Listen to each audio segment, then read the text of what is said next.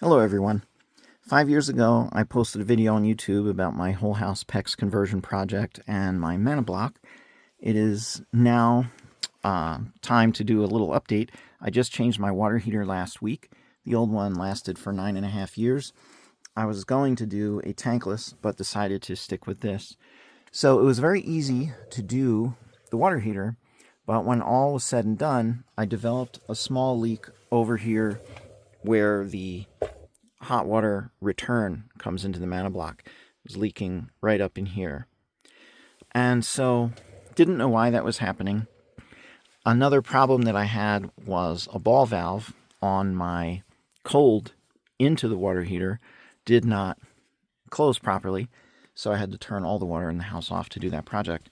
So with all that, I decided to replace my original supply lines. Also because the way I had these was kind of a head scratcher. Because I switched from copper over to PEX, I just ended up with this stupid piece of copper and wanted to get that out of there. So anyway, new cold supply.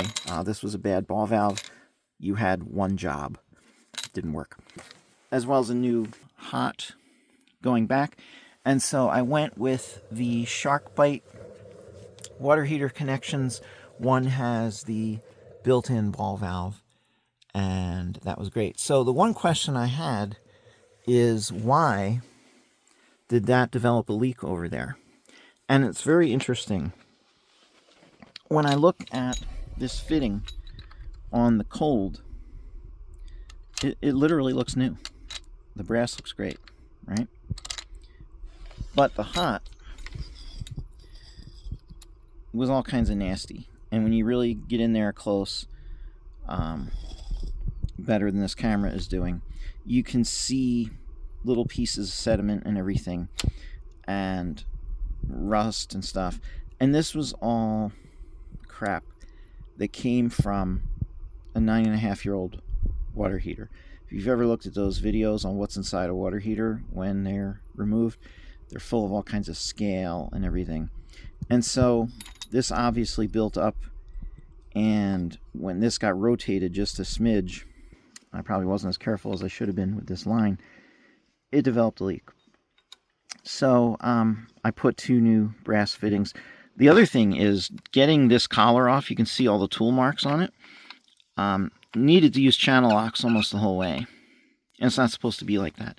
So I was really concerned if I was going to even get it off the Manabloc without busting those threads up. But fortunately, it did come off. I was able to clean everything up, do a new install. So the Manabloc has a 10-year warranty, and I'm expecting this water heater to make it at least 10 years. I change the anode rod usually every 3 years. I flush it once a year. When I say flush it, I don't really flush it. I dump a few gallons out of the drain, and a little bit of rust and stuff comes out. And that regimen got me 9.5 years on the old one. So if I do that, I'm thinking the old Manabloc's going to be 15 years old at that point. Well past warranty. And for $200 some, I'm just going to change it. I believe this was $200 when I bought it, and they're now like $238 or something. So in 5 years, it really hasn't gone up that bad. I have not had any other problems with this unit. It is very delicate. I'll say that is the one thing that really kind of caught me off guard this time, as opposed to working with copper, is you can't be ham-fisted with these tubes where they meet the Manabloc. In fact, everything is supposed to be really secured to the walls, which, I didn't thoroughly do. I did with the little disbursement tubes, but what I'm going to do is use some strap hangers up here to secure these to the studs in a few places, so that if I am moving anything over here, it's not putting any undue strain over here. When I did the original install, it was the first time, kind of under the gun, and did the best I could, and it has worked out well. But just be aware of that. Over time, you can get some gunk in the hot water connector if you have an old water heater with lots of gunk in it.